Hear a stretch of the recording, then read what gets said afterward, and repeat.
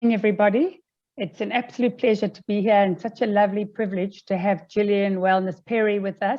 We've been talking about it for a while, but we did particularly plan to host this event as close to what would have been Anna Frank's 92nd birthday.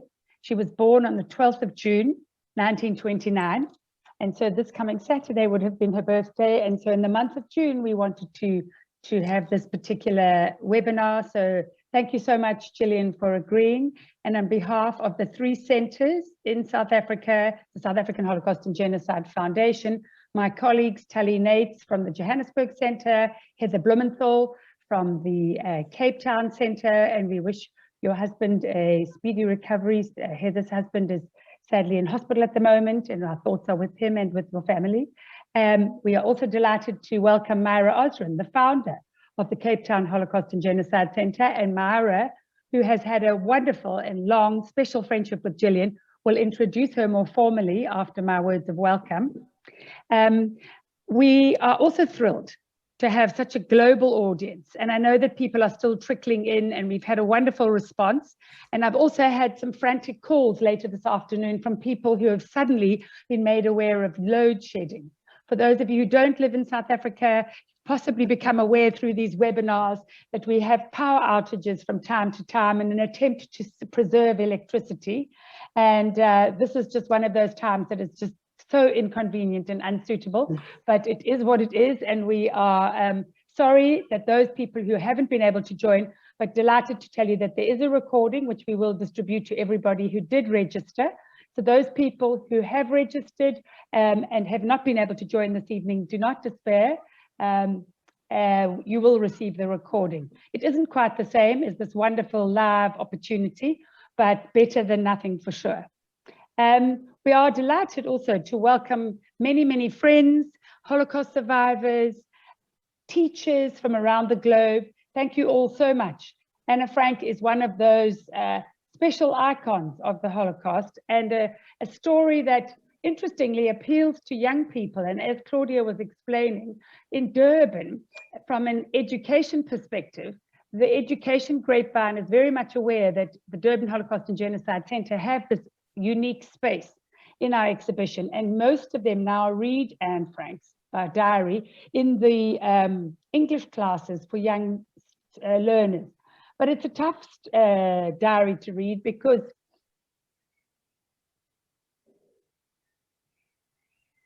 are used to happy endings. And so it's a very important diary that they read, and many of them found the visit to our center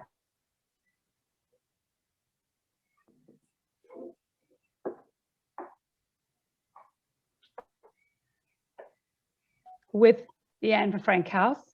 And that was also an introduction by Myra to the head of the international department of the Anne Frank House at the time, Jan-Erik Dubbelman, and Aaron Peterer. Special evening. One last announcement that I would just like to make that is particularly poignant for us in Durban is that when we were creating our exhibition, we were looking for somebody who would be that creative construction person who would be able to physically reproduce the images and the spaces to poignantly reflect this history. And through a great deal of research, I stumbled on a man who had recently at the time retired from the performing arts. He had run the, managed and created all the props for NAPAC in Durban at the time. He'd recently retired, and he came on board and took such personal pride. His name was Michael Jackson, and the reason I'm mentioning him is that Mike passed away last week, very suddenly, and I do want to just mention him and his love for his absolute exceptional handiwork in the creation of this Anne Frank reproduction. It's something that is very dear to us, and so Mike is certainly missed, but certainly not forgotten. So thank you for that moment, to pay tribute to him and to welcome you all once again. Thank you so much for joining us. And if I could ask Myra Osran, the founder of the Cape Town Center, to formally introduce Gillian. Thank you, Mary, for this opportunity to introduce the guest speaker for this evening's webinar, Gillian Walnes Perry. It is indeed a very special pleasure to be doing so, not only because Gillian is a close colleague and personal friend of almost 30 years, but perhaps more significantly, albeit that we did not know this when we first met in 1992, that our meeting then would play a key role in the future establishment of a Holocaust Centre in Cape Town and the subsequent later development of centres both in Johannesburg and Durban. But allow me to return to that story a little later. Gillian was the co-founder in 1990 of the Anne Frank Educational Trust in the UK, starting it off as a one-person operation from her home. Serving as its executive director for 26 years, when she retired, the trust then had a team of 35 people educating over 40,000 young people every year. Under her directorship, the Reach and Caliber programs conducted by the trust were trailblazing. Amongst these, Gillian oversaw the staging of over 200 public exhibitions and was responsible for the introduction of a National Anne Frank Day in the UK and the Anne Frank Declaration, which was signed by world leaders and major celebrities. And in 2010, she was awarded an MBE in recognition of her work in education. Since her retirement, she has been in great demand as a lecturer on the life and legacy of Anne Frank, as well as a range of popular social history topics. She also acts as an ambassador and advisor to the Anne Frank Center for Mutual Respect in the United States. But back now to 1992. While serving as the chairman of the Cape Town Holocaust Memorial Council, I first met Gillian whilst on a visit to London. She told me then about the extraordinary Anne Frank in the World International Travelling Exhibition. And in discussion, we both felt that the timing for a national tour to South Africa of such an exhibition was perfect. Nelson Mandela had been released a few years before, apartheid had been dismantled, and South Africa's first democratic elections were just a few years away. Gillian immediately set up a meeting for me in Amsterdam with Jan Erik Dribbelman, the brilliant international director of the Anne Frank House. And a few days later, I returned home to Cape Town as the newly appointed national director of the forthcoming Anne Frank of the World exhibition tour of South Africa. And as they say, the rest is history. The national tour was officially opened in Cape Town in April 1994. Jan Erik coming to Cape Town to assist in the installation of the exhibition and to train our voluntary guides. And in May, a few weeks after South Africa's first democratic election, Gillian was the guest speaker along with Govan, Mbeki and Helen Suzman at the opening of the exhibition in Port Elizabeth. At the end of 1995, after a hugely successful 18-month tour of 8 cities throughout South Africa, the exhibition left our shores. But the seeds had been sown.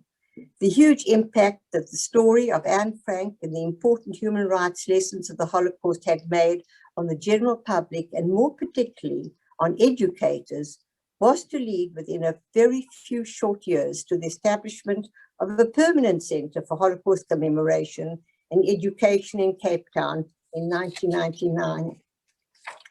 And so it is with so much pleasure that I hand over now to Gillian, who will speak, and I see the title is Anne Frank and Her Surprising Global Legacy. And of course, I'm sure it's a great deal about her must-read book, advert, plugging your book, Gillian, but it really is a must-read book, The Legacy of Anne Frank, which tells of the influence that Anne's diary has had on people all over the world over the past 70 years, and the inspiration it has brought to millions. So with pleasure, Gillian, the floor is yours. Thank you so much, Myra. And before I say anything, I don't know how I'm going to give this talk because I'm quite emotional now, because you personally have had such a huge influence on my life. And it's one of the great privileges of my life to have spent so much time with you and Elliot. And I'm getting also emotional seeing so many old friends who are cropping up on this meeting, and it's like a sort of history of my life. But what I'm going to do, without any further ado, I'm going to do the tech stuff and share the screen. And thank you so much for those lovely words. I'm just I'm completely welled up. But there we go. Let's get up with the tech stuff. And there we are. I hope everybody can see a blue background and a lovely picture of Anne Frank on the screen. And so I'm going to talk to you firstly about Anne's life, and then I'm going to hope that you've all got your suitcases with you, because I'm taking you off on a little whistle-stop tour of the world. And I think you'll appreciate it, because I understand in South Africa, you're in the depths of winter, a dark evening, and the weather's not particularly good. So I even will bring you over to London, where I'm sorry to have to tell you the weather is absolutely gorgeous. And I think Mary planned her visit accordingly, because she's sitting in the sunshine in London at the moment. Now, Mary mentioned Anne Frank being an icon.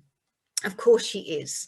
But what I want to do with you tonight is really flesh her out and make her into a real human being for you, and tell you really where she's come from, and you will actually feel that perhaps you've got to know her a little bit. I've seen that many of you have actually visited the Anne Frank house. That's wonderful to hear, and I hope that those of you who haven't already, when conditions allow, this is going to encourage you to pay a visit to Amsterdam and maybe hop over to London at the same time. So without further ado, let's get going. And I can't talk about Anne Frank without telling you something about this man, because I always say that he is actually the reason I'm sitting before you today. And this is, of course, Otto Frank, Anne's father. As he is our inspirational figure in this story. And as the story moves on, you will understand more about why. So here you see Otto Frank as a young man on the left, with his two daughters, Margot on the left and little Anne on the right. And here you see Otto as an older man after the war. Otto was actually born in Frankfurt in 1889, the same year as Adolf Hitler, actually. Otto was born into a Jewish family who'd actually come out of the Frankfurt Jewish ghetto the previous century, towards the end of the 18th century. And by the time that Otto was born in the late 19th century, the family was so well established in Frankfurt society that Otto's father, Michael Frank, didn't just work in a bank. He actually owned a bank, the Michael Frank Investment Bank. So this was the Frankfurt society that Otto was born into, along with his two brothers and sister. Now, the bank was actually very highly regarded, and even Kaiser Wilhelm was one of its customers. So you can see the circle that Otto was moving in. Now, as a young man, Otto went off to study business at Heidelberg University. And there he actually met a young American man called Nathan Strauss. And that's Nathan on the right. Now, Nathan and Otto became friendly, and Nathan invited his new friend Otto to sail across to New York and come and do some work in his family's business. Now, Nathan's father owned a department store in New York, which you may well have heard of. It was Macy's. Nathan's father owned Macy's store. And so there you go, young Otto sails across from Europe, sails into New York, the Statue of Liberty, these beautiful skyscrapers. So you can imagine the excitement. And Otto really fell in love with America and New York, and possibly would have remained and stayed an American citizen. Now, the photograph that you see on the right, I actually took myself, because as Myra mentioned, I do a lot of work with the Anne Frank Center for Mutual Respect in New York. And every time in New York, I go to Macy's. By the way, I'm wearing something from Macy's tonight especially, but I always make a point of going in through that doorway, because that's the original doorway that Otto would have sort of marched in as a young man with all the world in front of him to do his work experience. And so he probably, as I say, would have stayed in America had not, in 1909, his father died very suddenly. And Otto was called back. Obviously, he went back to Europe to attend the family funeral of his father. He came back to New York for a short while, but then he was called on by his family to go back to Frankfurt and take over the running of the family bank. Now, Otto was not really a born banker. It wasn't really in his psyche. He was more a successful small businessman. This is what he enjoyed doing. But nonetheless, he felt the family duty to go back and help out with the family bank, which he did until in 1914, of course, his life changed. Otto was called up to fight in the First World War. Now, he fought very patriotically for his country, Germany, and he fought very valiantly, so much so that by the end of World War I, Otto Frank had received the Iron Cross for valor and had been promoted to the rank of lieutenant, neither of which helped him 20 years further on. By the mid-1920s, in the post-war economic crisis in Germany, the family bank was not doing very well, as you can imagine. Nonetheless, the Frank family still had a very good reputation in Frankfurt society. And he met a young woman called Edith Hollander, whose family, as you can probably guess from her name, had Dutch roots. They actually fell in love and married within 2 months of meeting. She was the daughter of an industrialist, a wealthy industrialist from Aachen in Germany. And despite the fact that the Frank family didn't quite have the wealth that they had previously enjoyed, the family's name was still very highly regarded. So Edith's father was more concerned about the fact that Otto wasn't really very religious than the fact that he didn't have quite as much money anymore. So they had a lovely society wedding and went off to San Remo in Italy for a delightful honeymoon. The following year, in February 1926, their first daughter, Margot Betty, was born. You can see on the left a gorgeous little dark-haired, dark-eyed girl.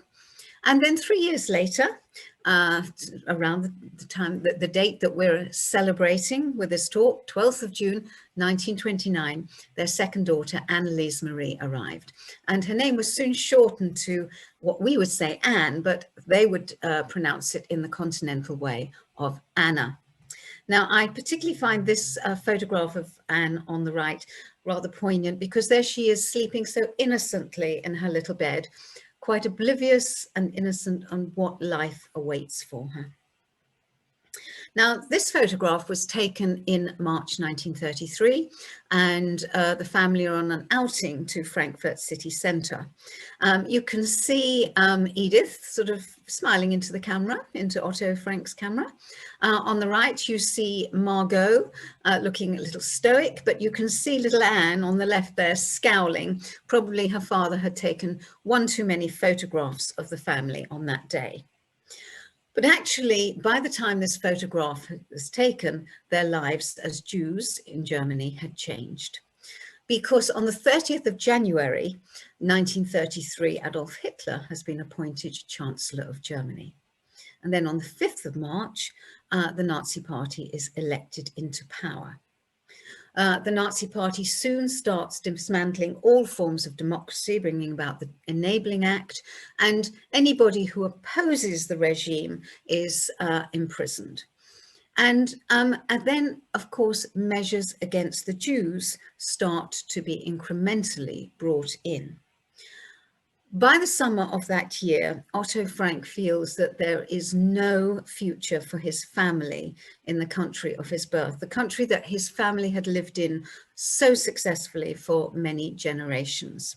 So he starts making plans to leave Germany. Now, where to go?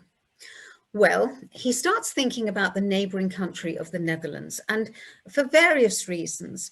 Firstly, in World War I, the Netherlands had been neutral. And also it had a long history of tolerance of other religions. So after the expulsion of the Jews of Spain in the 15th and 16th centuries, many of the Jews from Spain found their way to Amsterdam, and they helped build the city, the great trading city that it became in the 17th century. Also in the 18th century, the Netherlands was welcoming and tolerant of Catholics. And bearing in mind it was a Dutch Protestant country, that was quite unusual. Now, more pragmatically, Otto knew the city because he'd done business in the city previously. But also his brother-in-law in Switzerland worked for a German company called Opekta. Now, Opekta manufactured a product called pectin.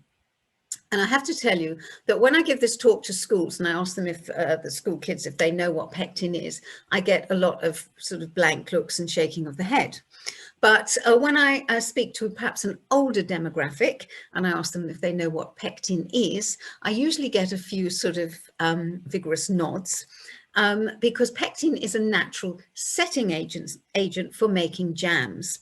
And this was a very popular thing to do in 1930s Netherlands. The Dutch liked to pick their fruit seasonally and bottle it and put it into preserves. So here was a real business opportunity because the Dutch liked to make their own jams. A little later on, he partnered up with another German Jewish refugee, Herman van Pels, and they expanded the business into spices, importing spices for sausages, and the Dutch like their sausages as well. So here you can see a good business opportunity. Now, by September 1933, and bear in mind, it's only really a matter of months since the Nazis have come into power, Mr. and Mrs. Frank have moved to Amsterdam. And Otto has found them a place to rent, a lovely apartment on the Merwedeplein in the south of the city, number 37. And by the way, you can go and visit that whole area where Anne grew up before she went into hiding. If you happen to be visiting Amsterdam, you can actually go on a tram down to this area and you can see a lot of places that are significant in Anne's story. So here you are. At the time, this was a very modern building, and possibly what attracted Otto to the Merwedeplein was perhaps the nearest thing to a New York skyscraper he could find in the city of Amsterdam at the time. Now, the apartments were built in triangular construction around a beautiful green area where the children would actually go and play and get to know each other. The statue of Anne, of course, wasn't there at the time. No one would know who she was, but it was put up fairly recently by the owner of a local bookstore just around the corner. More about the bookstore a bit later on. So Mr. and Mrs. Frank arrive in September. December of that year, Margot comes on, brought by her grandmother to Amsterdam. And then later on in February of 1934, Anne arrives, brought by her grandmother as well. And the family is then complete. Now, Anne soon starts school. She starts in the nursery of the Montessori school, again, just around the corner. And Montessori education was quite a popular form of education for the German Jewish refugees. Particularly, I think Mr. and Mrs. Frank thought it would be very suitable for their rather chatty little daughter, because there was a combination of the formality of lessons, a good basic education, but also creativity and informality when needed. They thought this was very suitable for Anne. If you look carefully in the picture, you'll see little Anne right in the center. She's ringed in the circle there. Now, that is still a school, believe it or not. It's now known as, not surprisingly, the Anne Frank School. And again, if you go and visit the area, you can go and see the school where Anne attended. The writing on the wall is not graffiti put there by an unruly school kid, but actually it's been put there deliberately because it replicates the writing in Anne's diary. Now, Anne was a very outgoing, popular, gregarious little girl, and she loved making friends. Here we can see some photographs of her. You'll probably recognize it's the Movada plane, particularly from the skyscraper, the back of the right-hand picture. When I talk to younger children in elementary and primary school, I sort of ask them to identify some of the toys, because some of the toys that Anne was playing with very similar to the toys that they still play with. I know that perhaps a hula hoop is more used in a gym now than in a toy box, but if you look at the left-hand picture, you can see a scooter very similar to the scooter that my 3-year-old grandson has just taken delivery of his first one. The little girl on the left of the left-hand picture in the dark outfit is Anne's particularly good friend, Susanna Lederman. On the right-hand picture, you can recognize Susanna in the middle, and a little girl called Esther, I believe, or Esther, Eva is the little girl on the left. Now, people often ask me, how come there are so many remarkable pictures of Anne Frank? Well, the thing is that Otto Frank was a very keen photographer. And in the 1920s, he bought himself a Leica, very good German camera. And his twin passions became photography and photographing his 2 little girls.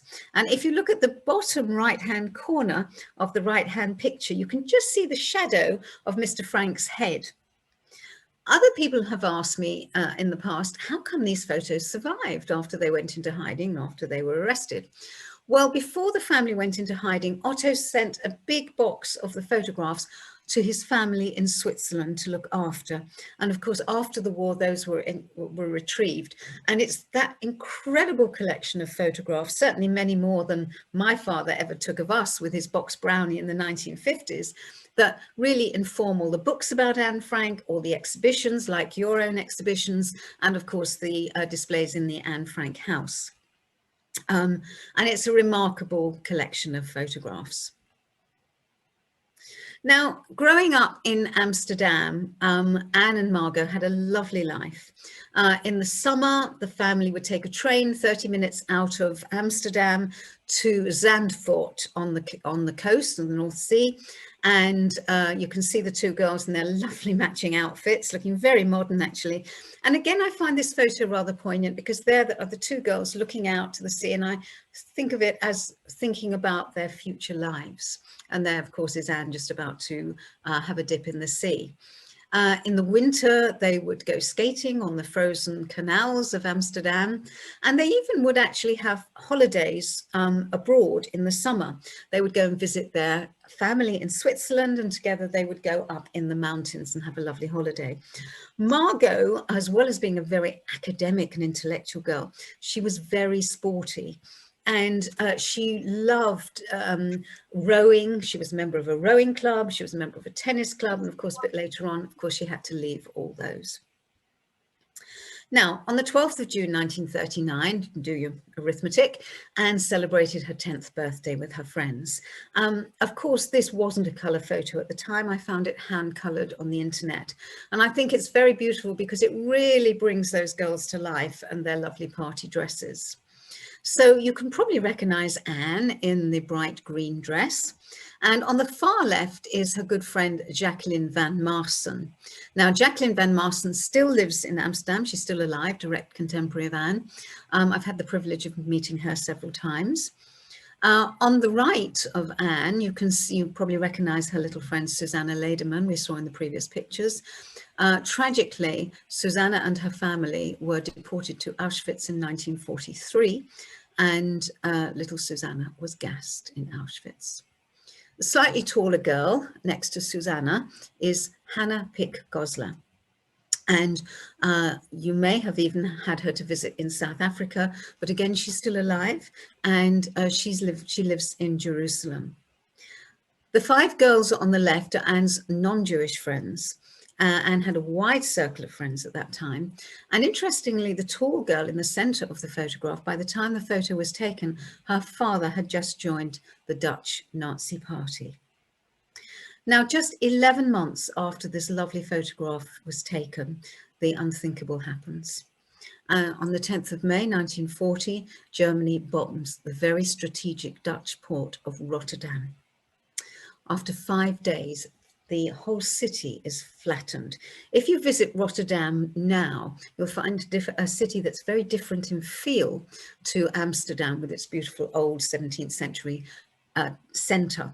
Rotterdam is essentially a modern city because it was rebuilt completely after the war. So after 5 days of this intensive bombing, the Dutch capitulate. The government and the royal family, led by Queen Wilhelmina, flee to London. Germany then invades the Netherlands. For a little while, things are quiet, but soon measures are starting against the Jews. In 1942, when Anne is writing in her diary, she describes what it was like for the Jews as the Germans are introducing the measures. She writes, after May 1940, the good times were few and far between. Our freedom was severely restricted by a series of anti-Jewish decrees. We were required to wear the yellow star, to turn in our bicycles. We were forbidden to ride on trams, forbidden to go to theatres, cinemas, or other forms of entertainment. Swimming pools, tennis courts, or other athletic fields. You couldn't do this and you couldn't do that, but life went on. So you can imagine a little girl like Anne, who really enjoyed her friends, who enjoyed going to the cinema, going to see a movie, or all the activities that had been open to her. She's finding the restrictions increasingly very hard. Now, in 1941, due to the restrictive measures, Anne and Margot have to leave their Montessori school and they have to attend the Jewish-only school, the Jewish Lyceum. And in that year too, Mr. Frank has to hand his business over to his non-Jewish employees, Johannes Kleiman and Victor Kugler, his two very trusted managers. Thank goodness he had those two. He also had Jan Gies, who we'll hear a little bit more about later, who took over the business, who gave the business his name. Of course, Mr. Frank had to look as though he was moving away from the business, but of course he kept a benign eye on what was going on with the business. Now, in February 1942, Anne turns 16. And the German occupiers make an announcement that they will issue a decree that all young Jews aged between 16 and 40 will be forced to report for work camps in the East in Germany. Now, very few of those young people who reported for those work camps ever returned. And so you can imagine Mr. and Mrs. Frank are getting increasingly worried about their older daughter.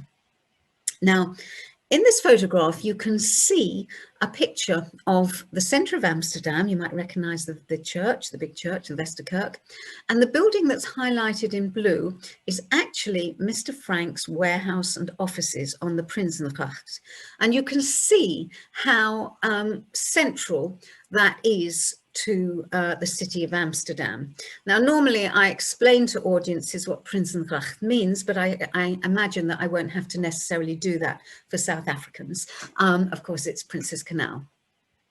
Now, at the back and top of that building, you can see where the sort of little gabled roof is, was a set of rooms that the staff didn't really know existed.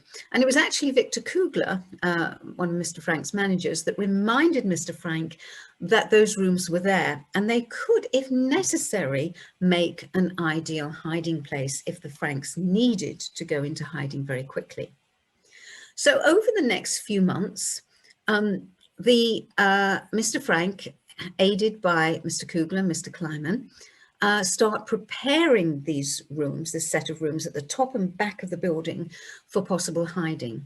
Now, not quite as easy as it may sound, because of course at first they had to do it under cover of darkness so they wouldn't raise suspicion. And those old buildings in Amsterdam, they are notoriously steep and narrow. And it's quite a business to schlep big objects up those steep, narrow steps. In fact, if you look at the buildings in Amsterdam, if you look up, you will see there's always a hook. And those hooks at the top of the buildings are really for hoisting up large furniture and objects, so you don't have to get them up the stairs. But this had to be done very, very secretly, so there's no way they could hoist the furniture up. Now, The father of one of the staff members, Bet Voskill, Mr. Frank's secretary, he was a carpenter. And again, Victor Kugler had the idea of creating a wooden bookcase so that it could actually conceal the door to the secret annex, so the staff wouldn't suspect anything, that there was a door, just in case anyone got a bit nosy and wondered what was behind the door. And so the bookcase was filled with normal office paraphernalia of files and folders. And as most of you have visited the Anne Frank house, you will know that even to this day, you access the secret annex through that very same bookcase. Now, the 12th of June, 1942, Anne celebrates her 13th birthday. And a few days before the birthday, she happens to be walking in the neighborhood with her father. And in the window of the local bookstore, I remember I mentioned it before in relation to the statue. Of course, in those days, it was different ownership, but it's still a bookstore in exactly the same place. She spots this in the front window, a little red checked fabric covered notebook. Her eyes prick up because probably what attracted her to this was this, a brass lock. And what 13-year-old girl that's going to write her most intimate thoughts doesn't want a lock to keep it from prying eyes? So she drops a few hints to her dad, like our kids do when it's coming up to their birthdays. And he goes back and buys the book and presents it wrapped with Mrs. Frank to Anne as one of her birthday gifts. And she starts writing straight away. It soon becomes known as her diary. And within about a week, she's actually given it a name. She calls it Kitty, after a character in one of her favorite novels. And she says this is going to become her real true friend, which is quite an admission from a girl that says she has dozens of good friends and quite a few boy admirers that can't keep their eyes off her. Just 3 weeks after she starts writing in her diary, what was absolutely dreaded happens. And on the 5th of July, a Sunday morning, there is a ring of the doorbell of the Frank family's Maveda Plain apartment. It's a postman delivering the dreaded call-up notice for Margot. Margot must report at midnight with her suitcase packed for deportation. There is absolutely no time to lose.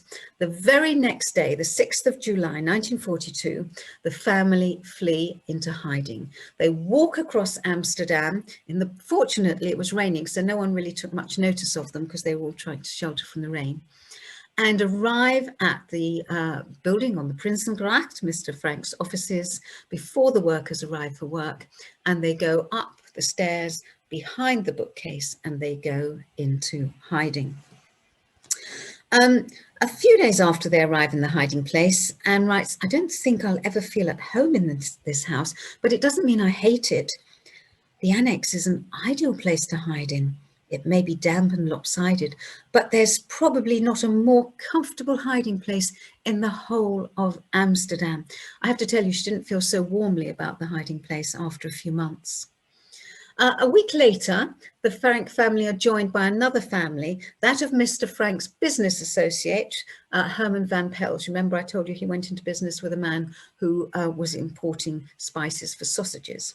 Herman's wife, Auguste van Pels, and their 16-year-old son, Peter van Pels.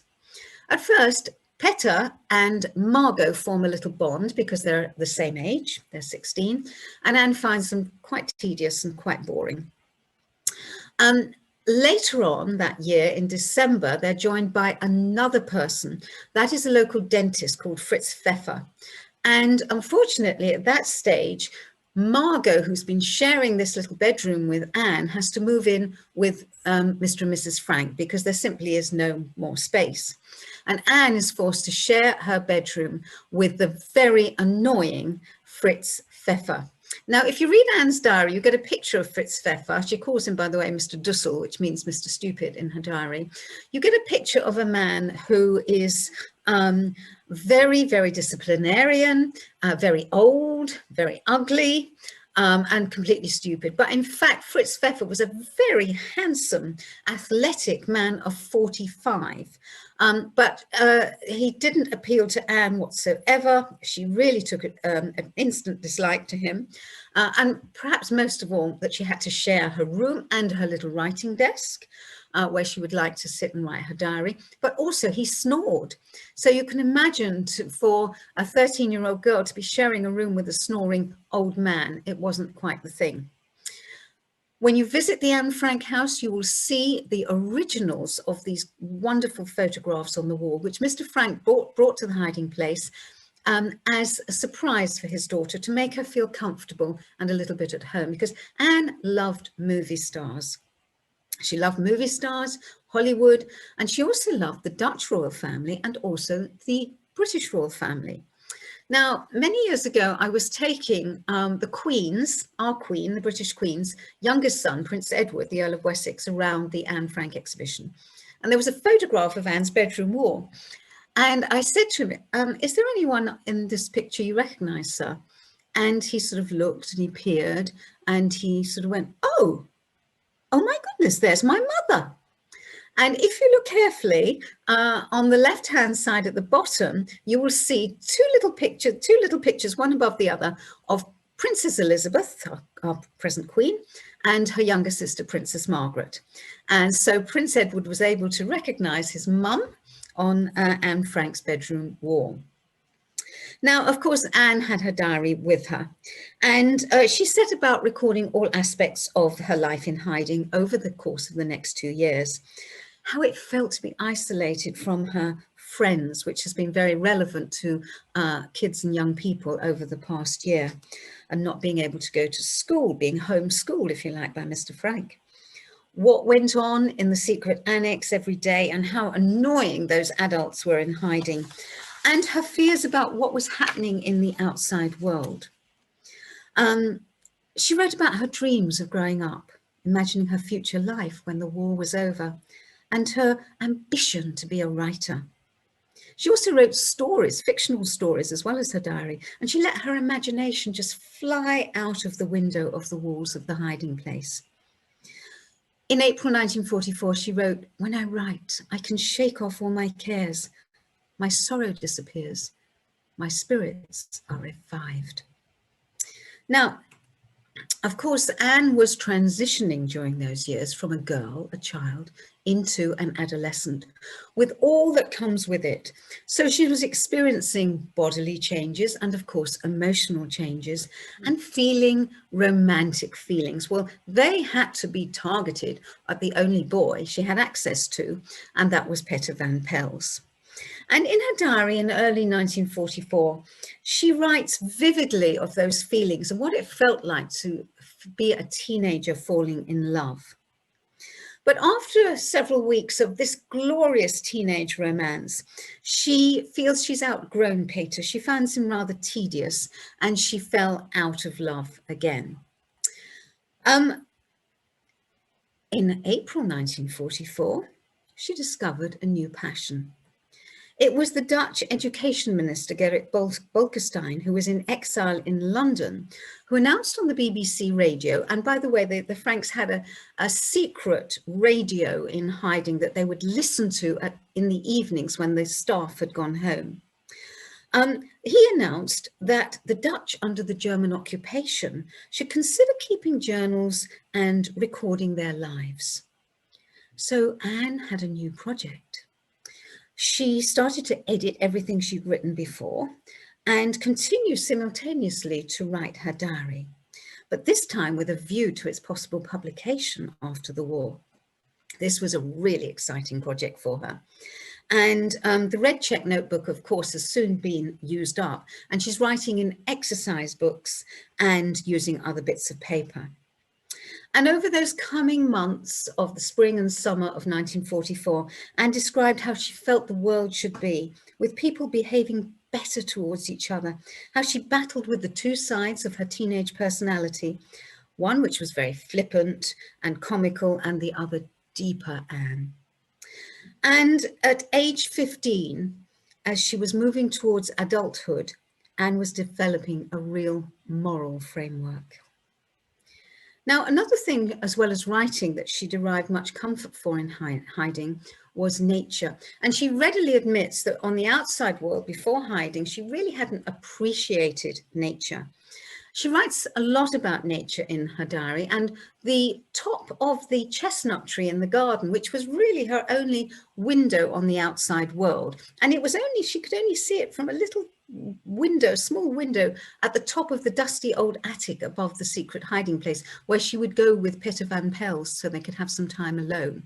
And she could see the seasons changing through the leaves of that tree. And she writes, "It's not my imagination when I look at the sky, the clouds, the moon and the stars. It really does make me feel calm and hopeful."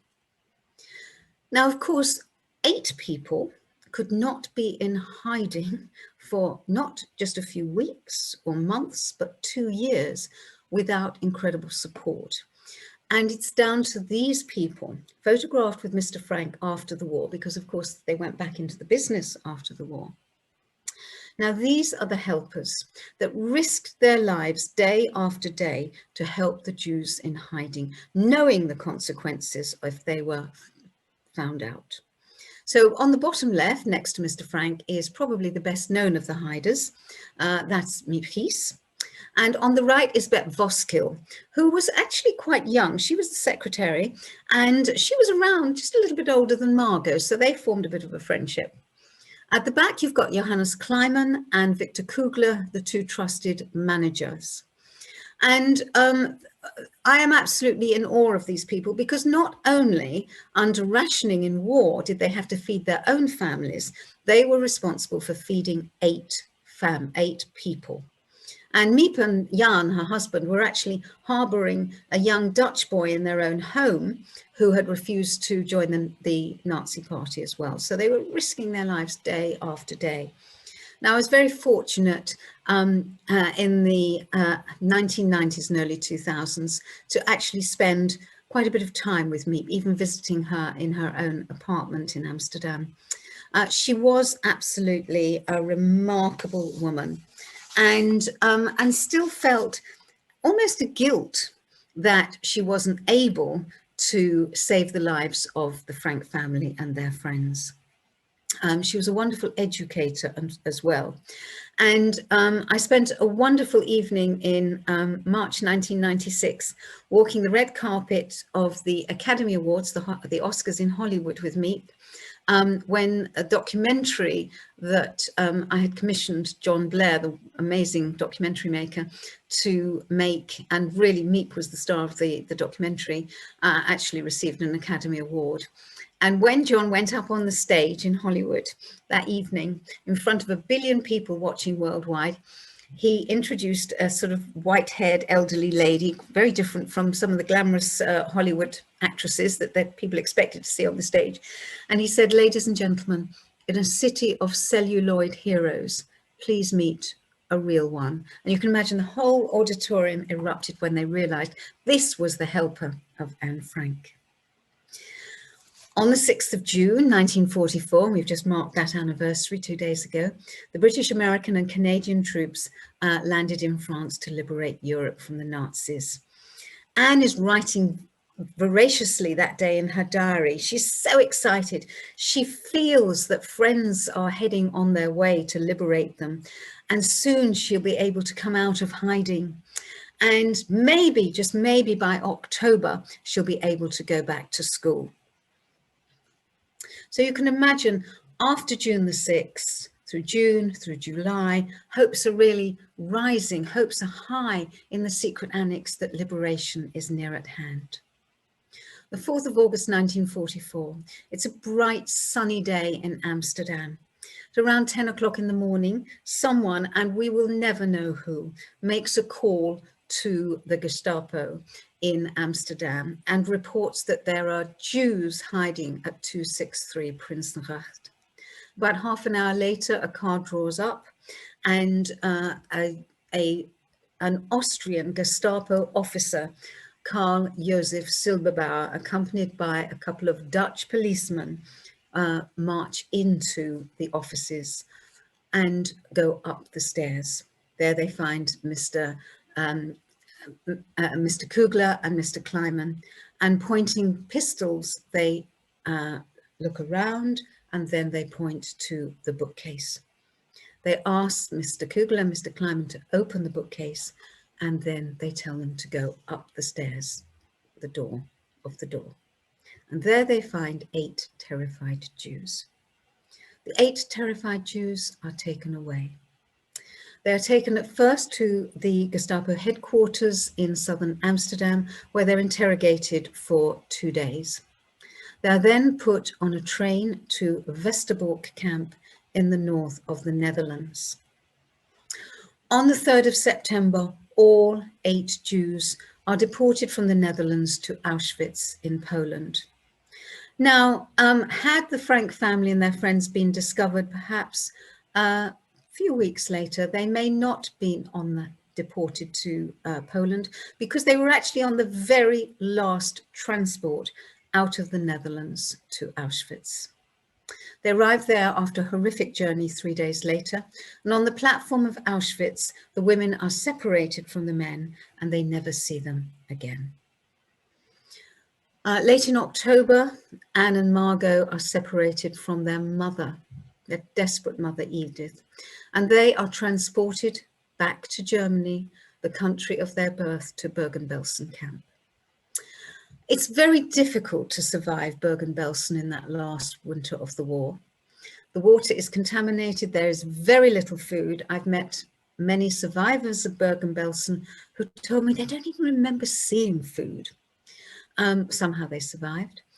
And waves of the deadly disease of typhus are going through the camp. And when you have no nourishment and you're very weak, it's very, very difficult to survive typhus. Now, sometime in the spring, either February or March of 1945, Margot, and then a day or so later, Anne, cannot go on and both die within about a day of each other.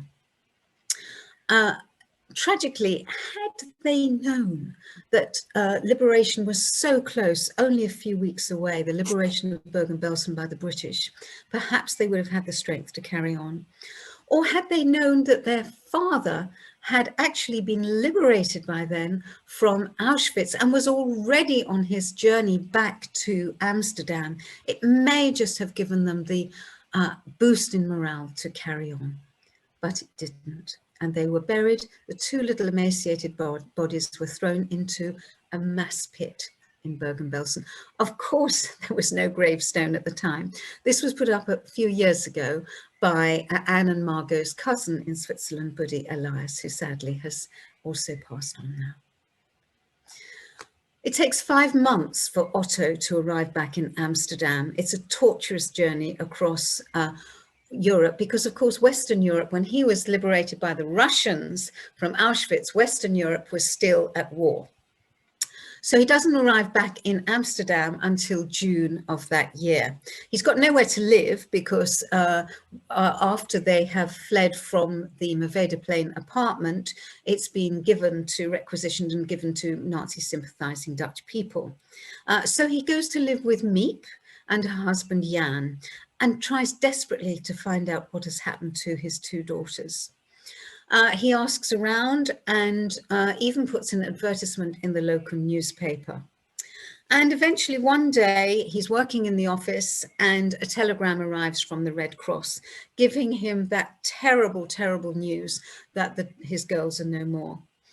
He comes out of his office and goes to see Miep, who's sitting at her desk, and says to her, ashen-faced, Miep, the girls are no more.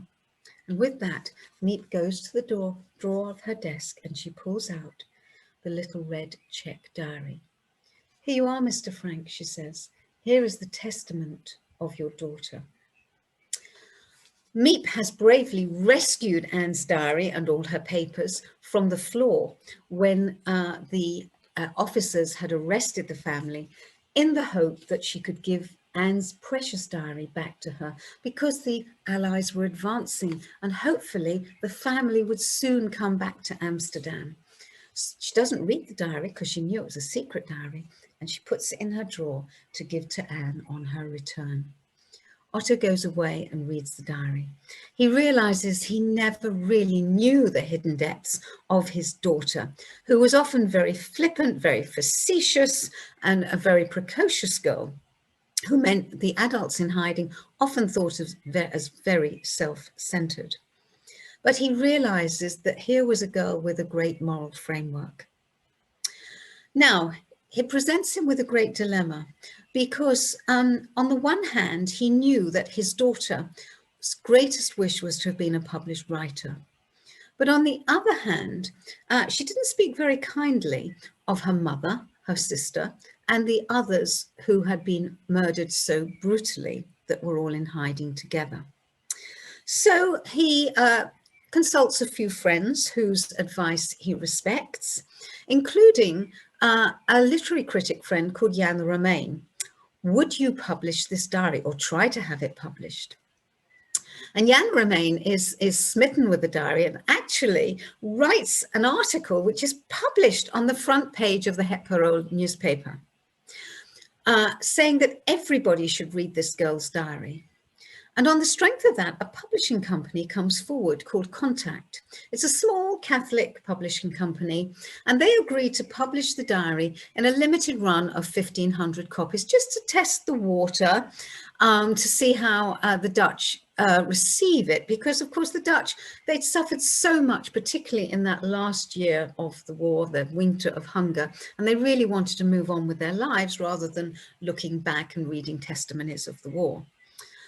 And so on the 25th of June, 1947, Anne's diary is published as a book. It's called Het Achterhuis. I hope my pronunciation is correct, meaning the back house. And actually, they published 2/3 of what we read in the diary today for several reasons. First of all, Mr. Frank did actually remove some of the more critical passages Anne wrote about her mother. And secondly, the publishing company didn't deem some of what Anne wrote about when she was having her romance with Peter suitable reading for those years. Now, by December of that year, it's gone into its 2nd edition. By February the following year, there's a 3rd edition published. And as they say, the rest is history. Now, in one of her first entries, Anne wrote, "Writing in a diary is a really strange experience for someone like me, not only because I've never written anything before, but also it seems to me that later on, neither I nor anyone else will be interested in the musings of a 13-year-old schoolgirl." Not interested? Well, to date, Anne's diary has sold more than 30 million copies. I used to actually say that it was probably the most widely read book in the English language, but that was after the Bible, of course, but that was before Harry Potter came along. It's been translated into more than 70 languages. I was walking through a Bangkok airport a few years ago, and I actually saw a copy in the Thai language in the airport bookstore. And I gave a talk last summer, and someone sent me a beautiful photograph of a copy in an Ethiopian dialect that they'd seen on a market stall in Addis Ababa. And every year there are new and dramatic musical interpretations, documentaries and books about Anne's life continuing to be created. And the travelling exhibition about her life, which we're going to hear a little bit more about in a minute, has been seen by 9 million people around the world. And it may even be another million since we knew that figure. Now, in the 1950s, a strange phenomenon starts happening. Now, in 1953, Mr. Frank remarries another Holocaust survivor from Auschwitz called Fritzi Geringer, who has lost her husband and also her teenage son, Heinz. And I think you know quite a bit about Fritzi Geringer because of Eva Schloss's visit, Fritzi's daughter, to South Africa, and the wonderful exhibit that you've shown, The Promise, about her story. But Otto starts receiving letters from teenagers all over the world. Now, remember that in the 1950s, 60s, and maybe the 70s too, teenagers were not considered young adults. They're like they are now, of course. They were still considered children, and they felt that they couldn't really open up and talk candidly about their concerns and problems to their parents or their teachers. Now, because Anne had given such a wonderful description of her father, who she described as Pim, her little pet name, in her diary, as a liberal-minded man that she could talk to openly, he was the one adult in the hiding place that she did speak warmly of, they started writing letters to Mr. Frank. Now, remember, in those days, we didn't have word processors. Every single letter that Mr. Frank received from anyone in the world, helped by Fritzi, he answered on an old typewriter. That's quite a feat. And a couple of years ago, I was giving a talk in a New York library, and a lady came up to me afterwards and said, "Gillian, I've got something to show you." And she, as a teenager in the 1970s, had herself written to Mr. Frank and was shocked to receive a reply from him. And as a well-brought-up young girl, she actually wrote to thank him. And he wrote back to thank her for her thank you letter. And she had with her these two wonderful letters from Mr. Frank that she showed me, and she got me copies of them as well, which I left with the Anne Frank Center in New York. Now, during the 1950s, there is a play produced on Broadway. There is a movie produced in 1959. And the hiding place itself, because the diary is being published around the world, is becoming a place of pilgrimage. And people would stand across the canal and look at the very building where Anne had been hiding. In 1960, there were plans by Amsterdam City Council to knock that whole area down. It was becoming pretty derelict. And in the 1960s, city councils did knock these old buildings down. They didn't see the value of historic buildings like they do today. Now, Mr. Frank went with a group of friends to see the mayor of Amsterdam and prevailed upon him that the building should be preserved and turned into a museum. But Mr. Frank's vision was not for a backward-looking memorial museum. This was going to be an education centre. So he very much visualised, if you like, what the South Africa Holocaust and Genocide Foundation had in their minds too. A centre of learning, a centre of education, where young people would come together from different backgrounds, from different countries, and would break down those barriers of misunderstanding, suspicion and mistrust. And there you see Mr. Frank on the opening day up in that dusty old attic where Peter and Anne used to go to be together. You can only imagine what must be going on in this man's minds. He started holding student conferences and bringing young people together from all over Europe. Of course, in those days, we didn't fly from South Africa or from America. But can you believe, just 15 years after this man was liberated from Auschwitz, some of the first students he invited to those conferences were young people from Germany, West Germany at the time. He so believed in the power of education to break down those barriers of suspicion, and that so he hoped that young people would not have to suffer like his own two beautiful daughters had. Now here is a particular admirer of Anne Frank and of her father. You might recognize her. The lady in the middle is none other than Audrey Hepburn. And there she is in Switzerland in 1950, in late 1950s, 1958, I think, with Otto and Fritzi Frank. And they had gone to prevail upon her to play Anne in the forthcoming movie.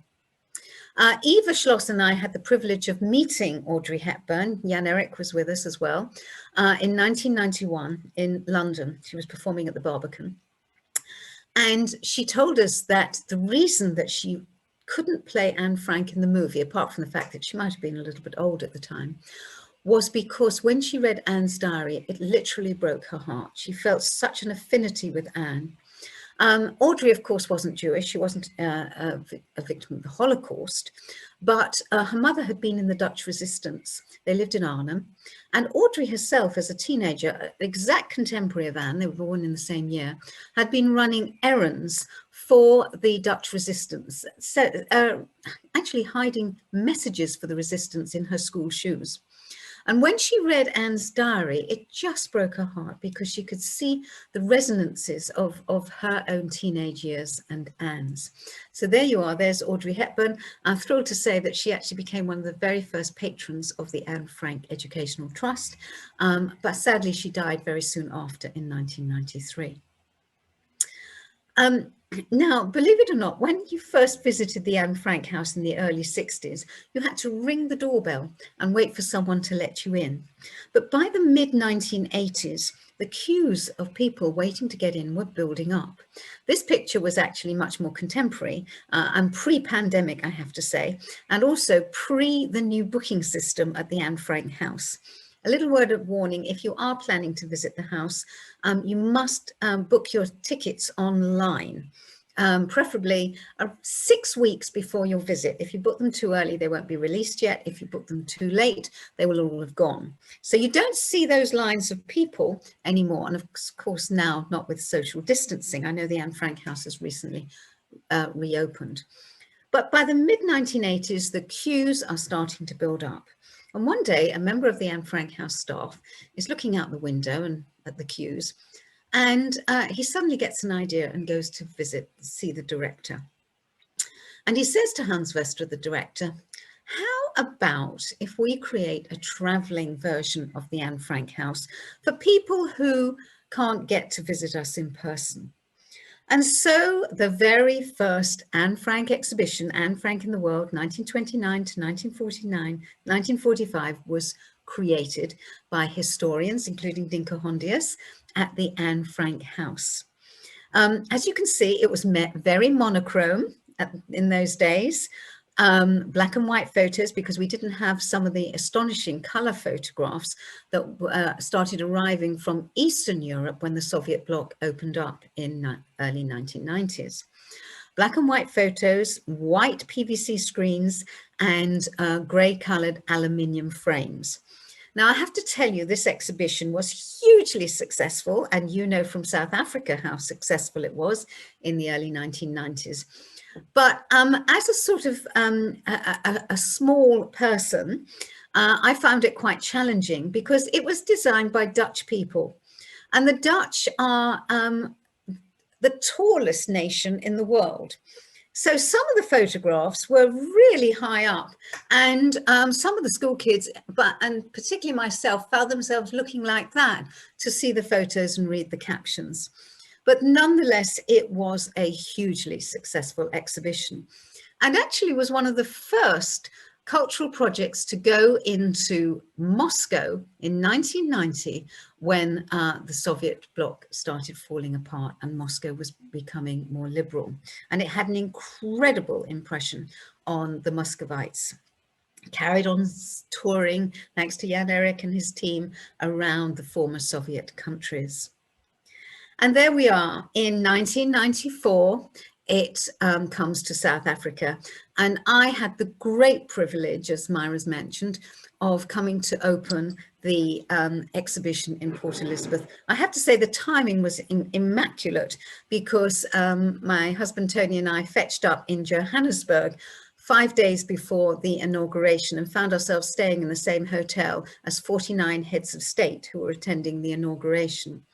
And then I had been in Port Elizabeth for several days training volunteers, and here you can see some of the incredible team. You can there's Merle, the wonderful Merle Katz, who I can see is on the call.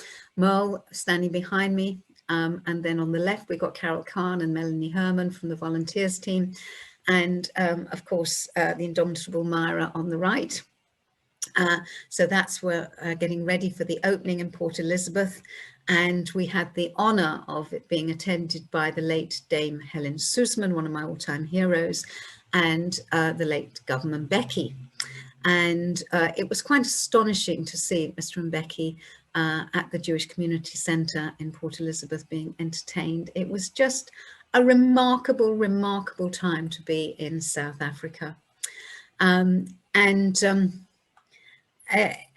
It was actually euphoric, actually being there at the time. Sadly, I didn't get to the Johannesburg opening in August 1994. And this was opened by Mr. Mandela. And he astonished the audience when he talked about how he had read Anne's diary as a young man before he went into prison and the effect it had had on him. But actually, he then said that it had been smuggled into the library on Robben Island for the university that he had started on Robben Island to educate the young political prisoners. And the little copy of the diary, the paperback copy, was read so much, handed round so much to the prisoners that it literally fell to pieces. And he related how the prisoners took turns to copy it out at night on pieces of paper by candlelight in their prison cells in Robben Island, so that it could continue being read by the young prisoners as a testament to the human spirit. And it's a remarkable story that Mr. Mandela told. It was actually told to me personally by Mr. Mbeki, actually at the Port Elizabeth opening, but it was Mr. Mandela who reiterated it. And what's happened to that little copy that they copied out, we just don't know. But I think it's one of the most remarkable stories of Anne Frank's diary's place in history.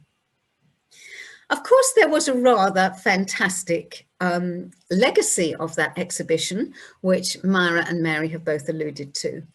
Following the exhibition, the South African Holocaust Foundation was set up.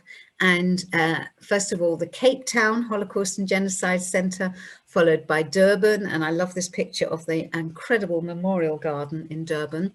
And then, of course, Johannesburg all opened. And so the legacy of the tour of Anne Frank's exhibition is so profound in South Africa, and really for the continent of Africa. And I know it will continue to be so for many, many years. And you're all doing pretty incredible work. Now, of course, the exhibitions have been touring since 1985. But more recently, in the years more recently, it's actually the teenagers who've been doing the educating. And they're being trained by the Anne Frank House to be peer educators, to be peer guides. So ladies and gentlemen, if you are ready to come on a little whistle-stop tour of the world, it'll be a very short one. I'm going to take you around the world with your suitcases out of the South African greyness of the winter and take you to some rather surprising places around the world. So I'm going to start with this picture, and this was taken in Kolkata in India. And here is the Anne Frank exhibition at a school in Kolkata, and you can see the peer educator, the peer guide on the left, talking to teenagers. Teenagers, educating teenagers about a teenager. It really works.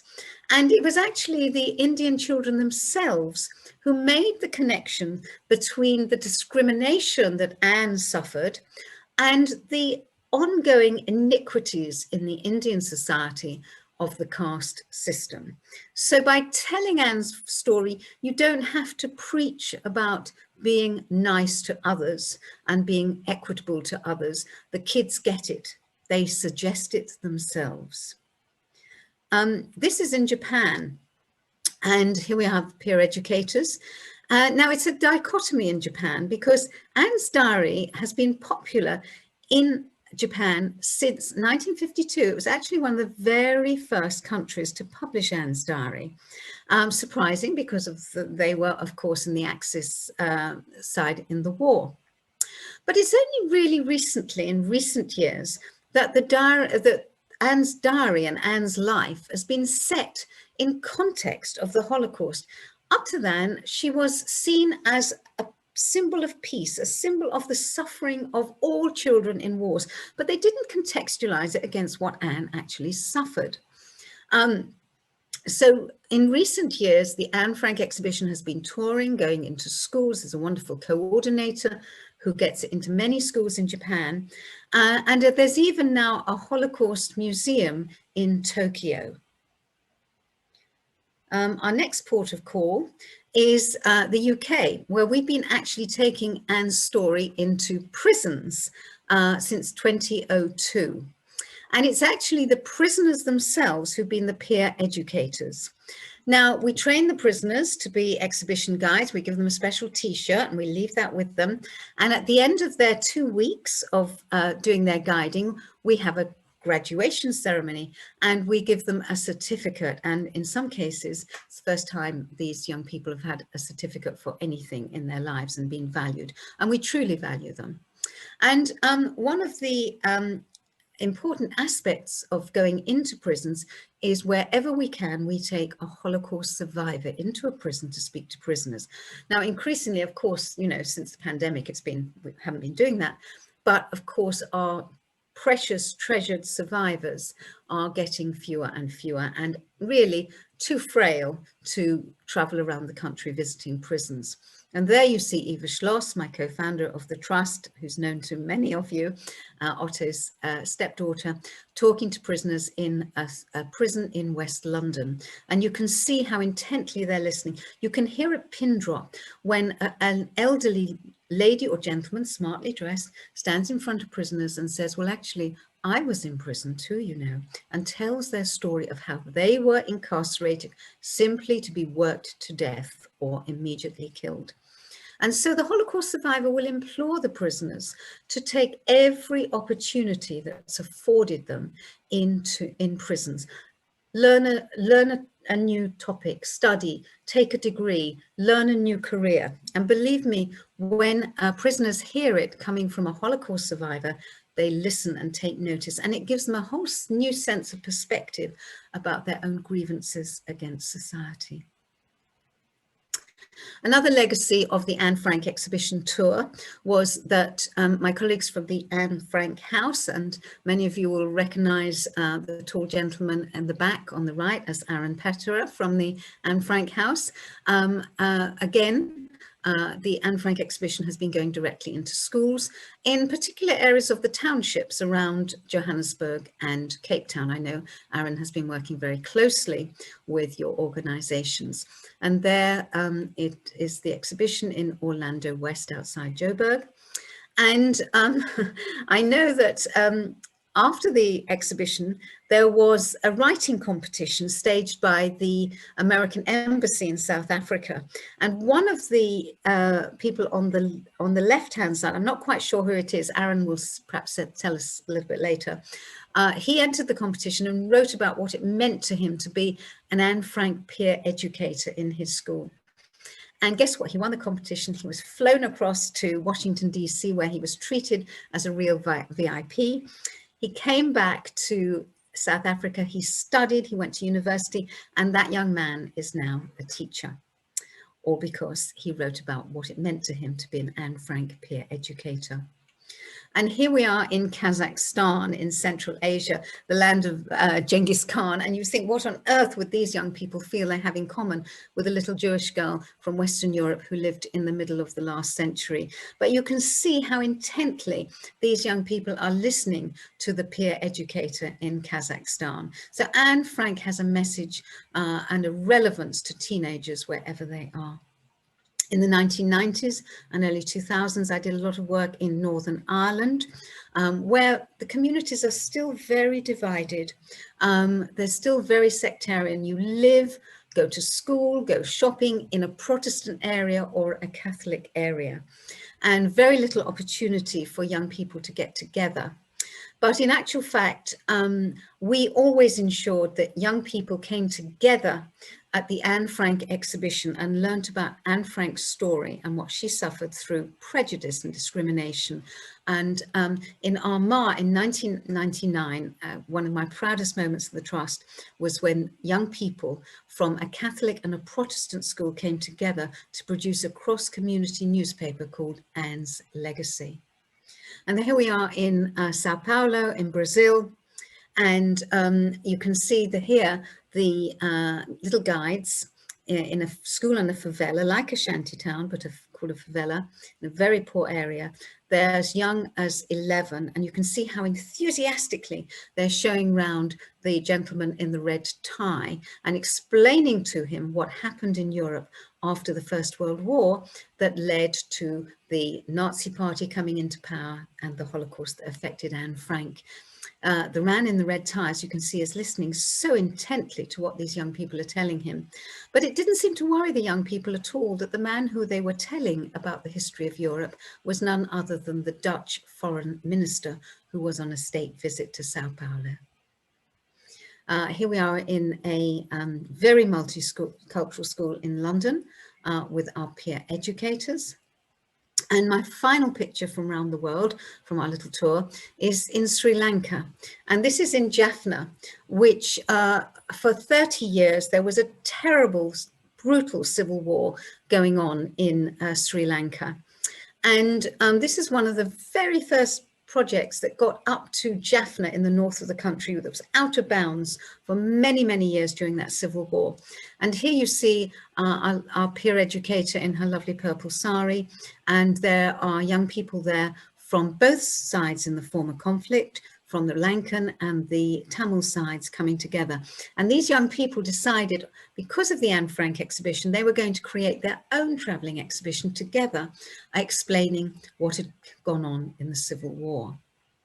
So there she is, Anne Frank, a teenager, in some ways an ordinary teenager, but in some ways an extraordinary teenager. But she had to die because she was considered different, simply because she was Jewish. And in the Nazi racist ideology, she was Untermenschen, subhuman, not worthy of the right to live. But wouldn't the world be a pretty boring place if we were all exactly the same? And finally, I'm just going to end with Anne's words. And she wrote this on the 15th of July, 1944. It's utterly impossible for me to build my life on a foundation of chaos, suffering, and death. I see the world being slowly transformed into a wilderness. I hear the approaching thunder that one day will destroy us too. I feel the suffering of millions. And yet, when I look up at the sky, I somehow feel that everything will change for the better, that this cruelty will end, and peace and tranquility will return once more. In the meantime, I must hold on to my ideals. Perhaps the day will come when I'll be able to realize them. Yours, Anne M. Frank. But thanks to thousands of educators, of human rights activists, and most importantly, our young teenage peer educators, those ideals are being realized. And just if a little note, my book, The Legacy of Anne Frank, tells you all these stories and many more, including a whole chapter on the work in South Africa and on Mbeki, Budi Elias, many of the people that I was privileged to meet who were so close to Anne. And if you order it directly from the publisher, Pen and Sword, and use the code Anne Frank, you'll get a 15% discount. So I do hope you get to read it. It's been described as a handbook of hope, and I'm looking forward to any questions or observations. Thank you very much. Wow. Wow, Gillian, thank you. Tour de force indeed. And you really brought us into this world, not only of Anne and a family and the secret annex, but the lessons and the learning from it. We do not have too much time, but there are wonderful comments and wonderful questions. Maybe I'll actually ask one of the last questions that came from Toby. Do you think Anne's diary would have had such a massive impact on the world had she survived the Second World War? Yeah, Tali, I'm asked that a lot. And of course, my answer is, you know, whatever impact Anne's diary and her words that she wrote had on the world, it would have been far better if that wonderful young girl had survived. Because I do genuinely believe, because how she was developing her moral framework, she would herself had some degree of impact on the world. And I'm actually working on a Holocaust resource with Penn State University in America at the moment. And they've asked me to do a whole section on survivors, because I've been so privileged to meet many survivors over the past 30 years. I can see what an impact they have had. And even if for those first years when they were bringing up their families and they wanted to protect their families from the horrors that they'd been through, they sort of locked that door to the cupboard and didn't speak. Once those people started speaking out, they have become an incredible source of education. And in the last few years, virtually all the survivors that are surviving now have been honoured by the Queen with honours for their work. But also, not only that, what they've done in the worlds of business and arts and other fields, and actually become philanthropists themselves. So I do think Anne's diary, possibly maybe the diary, because it's so poignant, the fact that she died as a teenage diary, might not have had such an impact, but she herself, I'm sure, would have done. Absolutely. Working closely with her father. Yeah, yeah. And maybe it's connecting to Mehek Burza from India joining us, writing about women and the Holocaust. And she's asking, why, you know, there are so many diaries, as you said, many memoirs and diaries. What do you think, why Anne Frank's diary became such a huge success? Several reasons. Sadly, most of those diaries did not survive. There are, you know, a few diaries, and it was a real chance that a diary would actually survive after the Holocaust. And with Anne, of course, there was a continuum of particular events, that the fact that Miep rescued it and saved it for Anne, the fact that Otto survived, and what he chose to do with the diary. That's why it's had such an impact. And the fact perhaps also that Otto was such a keen photographer, and we don't only have the resource of Anne's words and what she was thinking about, but those incredible photographs of her growing up. So she is really a real person to us. And we even have that 7 seconds of footage of her that makes her even more real. And we have the memories of people like Eva, people like Jacqueline van Marsen, people like Hannah Pitt Goslar, and of course her late cousin Buddy Elias, and Miep, of course, that people can actually remember her and describe her. Yes, and Myra is reminding us that Hannah Pitt Goslar not only came once, but came actually twice to South Africa. Myra reminded us that she came for the opening of the exhibition in Cape Town in March 1994 at the South African National Art Gallery. And let me just say that we have with us many of the guides from that exhibition. Mel Katz from Port Elizabeth, yeah. Many others that I saw here, you know, joining us and remembering all those days. One more comment from Mary Klook saying, we have a letter of response from Miep to a youngster in Durban, Mark Shotland, who had written to him many years ago. So you spoke a little bit about Otto. Can you speak a little bit about Miep and her correspondence with youngsters and others? Yeah. I mean, Miep was, again, you see herself, she was a remarkable person. She didn't think that what she did was in any way brave. She did what she did because she had huge respect for Mr. Frank. And she couldn't see any other option but to look after people that were in such serious danger. And, you know, I mentioned to you that Jan, her husband, was in the Dutch resistance. They were both harboring a young Dutch boy in their own home, which was dangerous enough. And she really devoted so many years as an elderly lady to educating young people. I have a handwritten, you know, hand-signed letter from her. There was a school in London that did a wonderful project on Anne Frank every year, and every year they would have a letter of congratulations from Miep signed. So it was just a great privilege to have spent time with her. I do remember one particular occasion taking her to the BBC to do a radio programme. And she was walking around the BBC building, which is a very historic building. It was, you know, built in the 1920s. And she was like touching the walls. And I said, what are you doing here? And she said, do you realize this was our lifeline when we were in, you know, in Amsterdam? This was our line. I can't believe that I'm actually here. And she would describe to me, you know, that Anne gave a terrible press in her diary to poor Auguste van Pels, who died a terrible death. And she actually said to me, I mean, this, you're hearing it from the horse's mouth. She actually said to me, you know, Gillian, she was a very, very sweet lady. And she was actually still wearing a ring that Mrs. Van Pels had given to her. And she used to describe to me how Edith Frank would come downstairs to the, you know, as far as the bookcase, but no further, and say to her privately, you know, Miep, I'm so worried about what's going to be happening. I mean, poor Edith was virtually having a nervous breakdown, you know, in hiding. And people, you know, she was a young woman herself. She was only in her early 40s, trying to protect her daughters.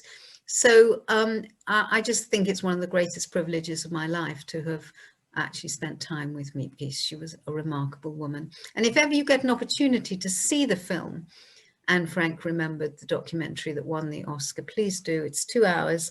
You can even get it on DVD. Miep is the undoubted star of that documentary. And it's amazing. We have with us Maud Dem that is thanking you for your presentation. Holocaust survivor herself from the Netherlands that was hidden also by Righteous Amongst the Nations. So speaking about Miep and Bep and the others. And then I see Martine here that is also from the Netherlands, and she and her husband are working with a wonderful story of Corrie ten Boom, another, of course, a very famous a story of bravery and courage. So that is amazing to have them with us. Robin is asking, did Miep have her own children?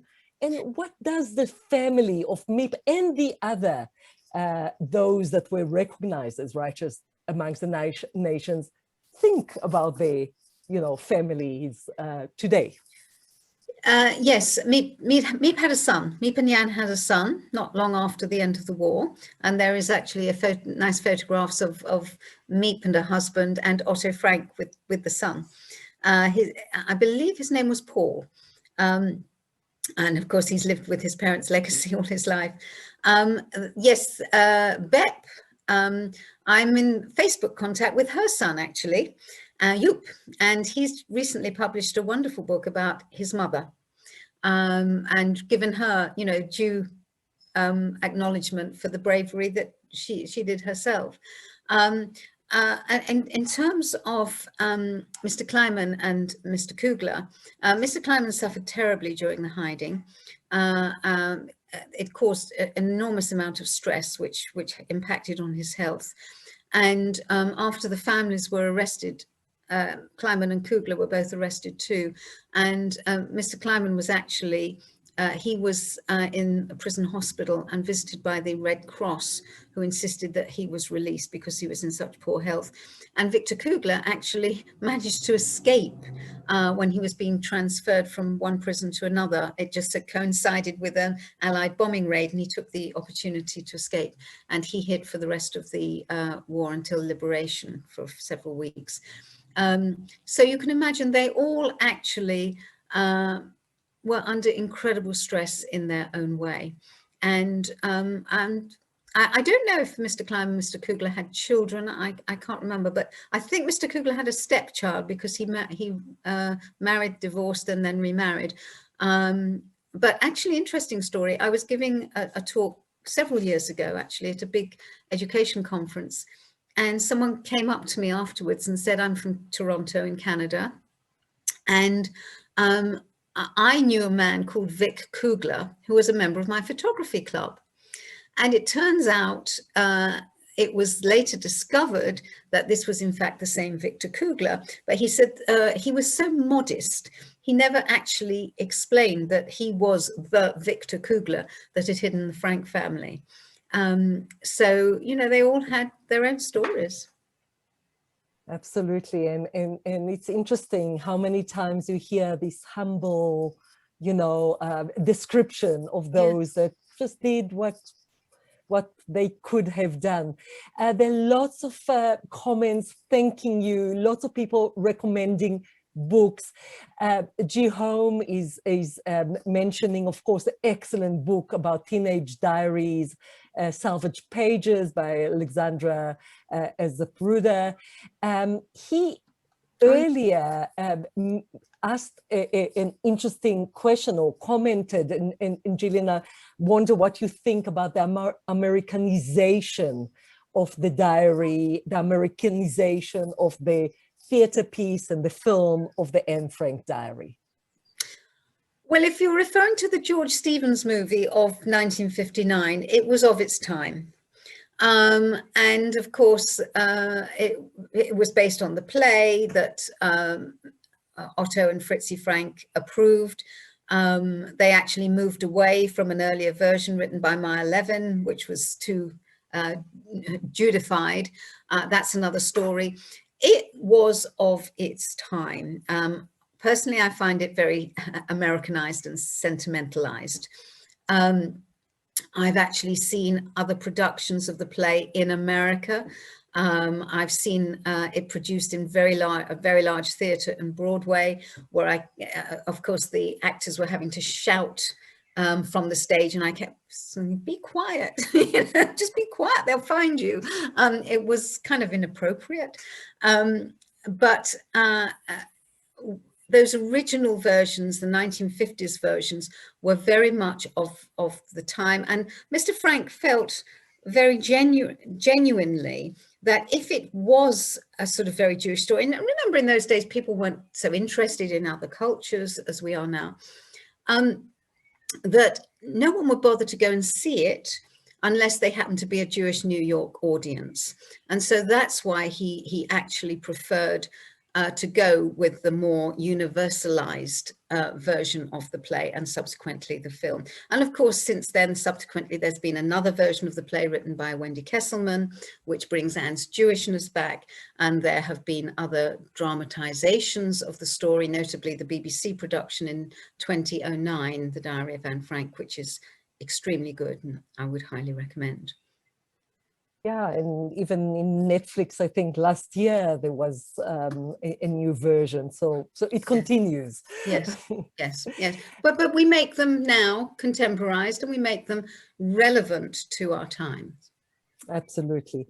I know the time is really, we are so running out of time, but maybe, you know, the question of questions of who betrayed, you know, the eight in the annex. And Mary saying there are rumors that Miep knew the identity of the person who betrayed the families.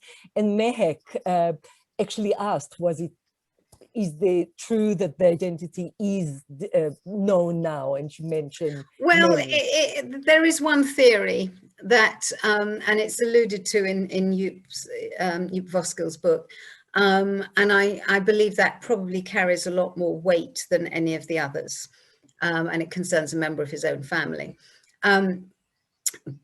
And I know that there's a documentary being made in the Netherlands, which was postponed due to the pandemic. Hopefully we'll get to see it this year or next year, where they brought in a retired FBI agent to use modern technology to try and figure it out. All I know is that we will never know the absolute truth because no one is around that can verify any of these facts. It will remain speculation, and that's all I can say. But I do believe the latest theory probably carries more weight than others. We can speak to you for hours, Gillian. I'll come back next week. That is the reality. I'll carry on talking to Mary next week when I see her. Exactly. We're looking forward to it. But there's lots more stories in there. Thank you. So I recommend very much for everyone to read the book. And before I let Mary just say the last word, just to say, wonderful to work with my colleagues from the Cape Town, Durban and Johannesburg Lovely. Holocaust and Genocide Centers, with Myra Osren, with the survivors that are here with us. Amazing to have the survivors with us. And of course, the people from the Anne Frank house, Jan-Erik Dubelman, Aaron Pettere, old friends. Absolutely wonderful to have all of you. I see such good friends. Bill, I didn't see you for ages, and many, many others. So it's just wonderful, Gillian, that you brought everyone together to listen to you and to learn from you. Well, that was you guys, Tally and Mary and Heather, and of course our wonderful Myra. And what a legacy you have created. So, and I want to wave goodbye to Merle, and Arnie. So lovely to see you. And Claudia, if I could just have a copy of the chat, that would be just lovely for me to see all the questions and all the comments. Oh, wonderful. Thank you so much, Gillian. And thank you to the teams, as Tali said, for all their hard work and making sure that this was just a seamless, beautiful evening. We've so thoroughly enjoyed it. Who would believe that we aren't all in the same room? It feels like we're all tightly, closely connected. And that's the silver lining, as we always say, of social media. And this opportunity to have Gillian with us. And another time, we look forward to it again, Gillian. And thank you so much to you for your gracious, wonderful presentation. Thank you to all of you for your questions. Look forward to seeing you at our webinars in the coming weeks. Until then, stay safe. I know in South Africa, the COVID wave is beginning again. Please look after yourselves, and thank you so much for being with us. Bye, everybody. Bye-bye.